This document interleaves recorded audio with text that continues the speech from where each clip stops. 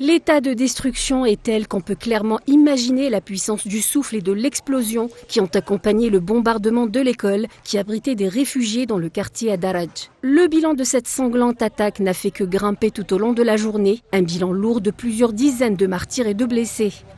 L'attaque s'est produite à 1h du matin, laissant clairement entrevoir la volonté des forces sionistes de faire un maximum de victimes. Nous dormions quand à 1h du matin, nous avons été pris pour cible, sans aucun avertissement. Tous les visés étaient des civils. Mon neveu est tombé en martyr, il avait 8 ans.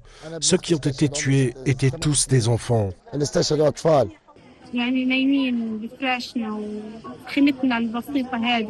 Nous dormions sur nos matelas dans une modeste tente lorsqu'il y a eu un bombardement. L'école a été bombardée. C'est une école qui n'accueille que des personnes déplacées, des civils, des enfants, des personnes âgées, des femmes et des enfants.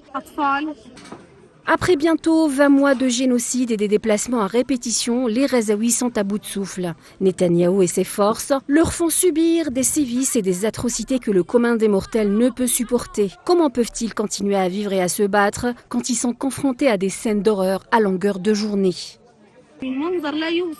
Un spectacle indescriptible, des morceaux de corps, des gens calcinés, l'odeur du soufre et l'odeur de la carbonisation étaient partout. Nos cœurs sont morts, nos nerfs sont à bout, nous sommes épuisés, ça suffit. Nous avons fui vers le sud, ils nous ont bombardés. Nous sommes retournés au nord, ils nous ont bombardés. Nous nous sommes réfugiés dans les écoles pour nous sentir en sécurité. Il n'y a aucune sécurité, ni dans les écoles, ni dans les hôpitaux, ni nulle part.